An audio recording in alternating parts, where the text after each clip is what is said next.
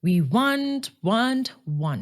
That is all they know. We must say, we want free education now, we want Wi-Fi now, we want food at schools now. I'm not going to spend too much time talking about this guy, but I want you to listen to this. We want every house to have a person who is employed. You can't have the whole house and the whole family unemployed. Sounds good, doesn't it? A job per family definitely sounds good. Except, who do you think he's saying should employ those people? This is where I think we highly disagree with these communists. At least let's employ one person per family so that there is someone who can put bread on the table of that family. That is an example of the thinking of the communists. Their idea is that in order to lift people out of poverty, you have to get the government to employ more and more people. At least let's employ. He is the same as Panyaza in this regard. Getting the government to employ more people is equivalent to taking more from the taxpayers because it's the taxpayers paying all those government salaries. They speak of growing government capacity, which means more taxes will be paid. And who pays? You will. I will. Getting the government to employ more people is equivalent to depriving people of roads, schools, clinics, hospitals, because the money meant for these institutions and this infrastructure is now being directed to paying government workers' salaries. But because they either don't get it or simply don't care, these comrades will grow the government bigger and bigger again and again. That is why you will see that Panyaza will come up with things like Nasi Ispani. He came with his panyas. Why? To simply say that he has employed people. The fact is, the government needs to employ as few people as possible. The rest of the money we pay in taxes should go into providing the service delivery, the institutions, the infrastructure that enable ordinary citizens to create their own employment and employ other people. Instead of following this uncomplicated, tried and tested formula, the communists make it as difficult as possible to employ yourself and others, and then they make it seem like the government has enough money to feed everyone in the country. They want to provide you with charity instead. This thing of giving ANC members jobs alone must come to an end. We want the children of eThekwini to work in eThekwini municipality. Politicians should not have a hand in the hiring of anyone to be an employee in municipalities. Let competent people be responsible for the hiring. So he has a point that the ANC people should not be the only ones getting jobs, right? But even if you get rid of the ANC people getting jobs, how many people can you really employ through the government or the municipal jobs? How many? Too few. But a communist is not a communist if he does not talk about the government creating jobs, is he?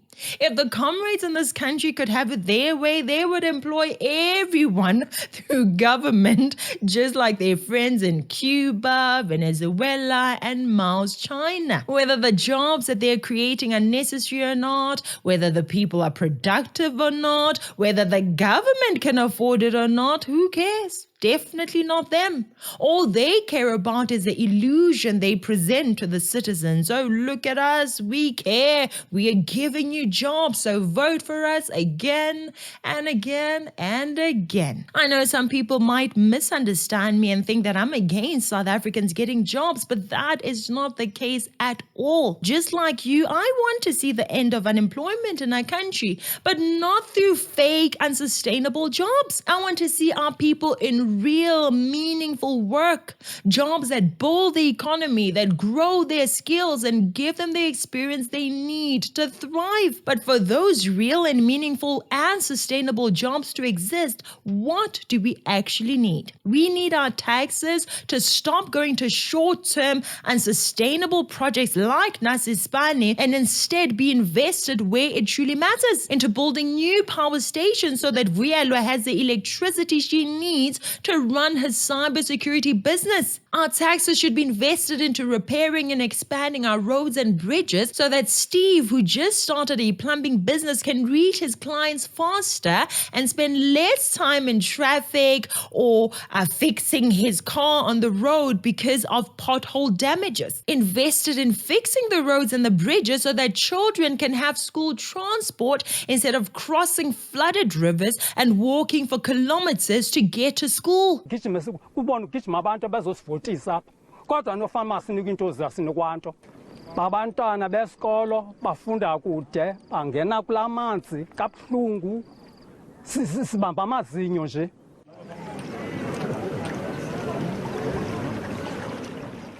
Mamlungiselelwa Mfanekiso says even though she's been crossing this river since childhood, she still gets palpitations every time she has to cross it.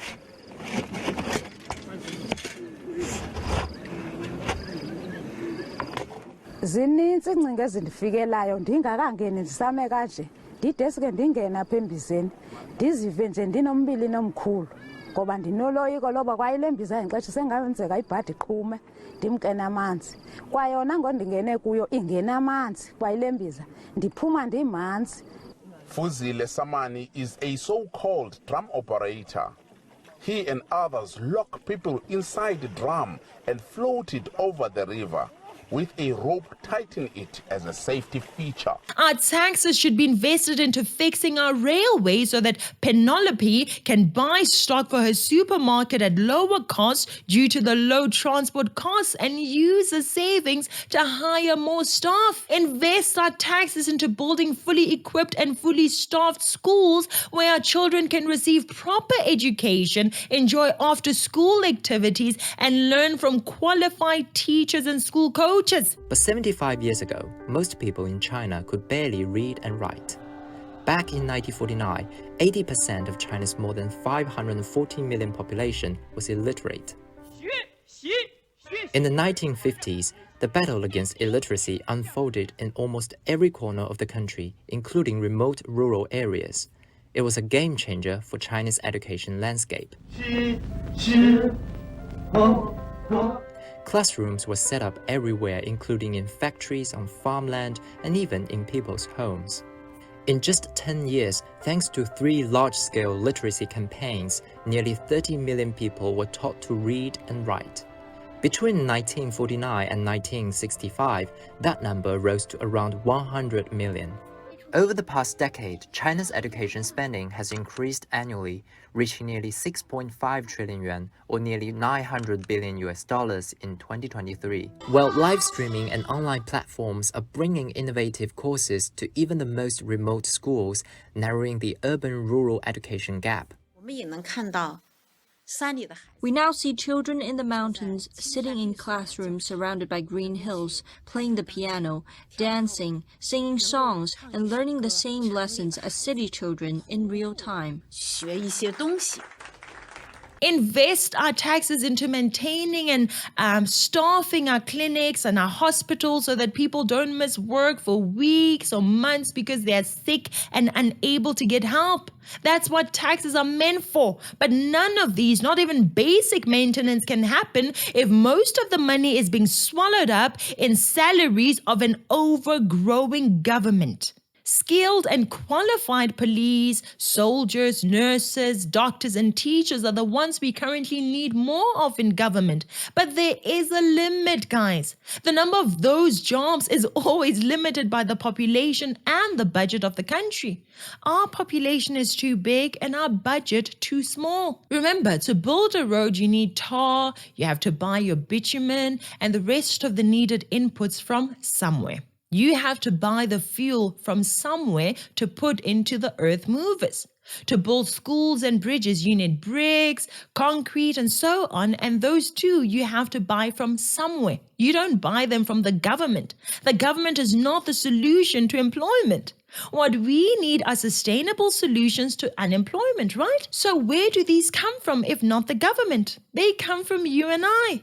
When we save our money and start businesses, when we save 30%, 25%, 10% of our salaries for months, that's the capital to start the businesses. We choose to use that money to buy machinery to start manufacturing processes. For example, someone could choose to buy a sewing machine after 2 years of saving 20% of his salary. salary. Someone could choose to buy 2 or 3 laptops after saving for a year or 2. After that, he hires 2 or 3 college graduates to be his employees as digital marketers or social media managers for other companies, which pay them money every month. Guess what? That is 2 or 3 people that have now been employed. Next to him, someone has opened a bakery. They have saved up for a year or 3 or 5 to buy trays, mixers, and ovens to make bread, scones, and rolls. They hire 4 people, and that's more people employed.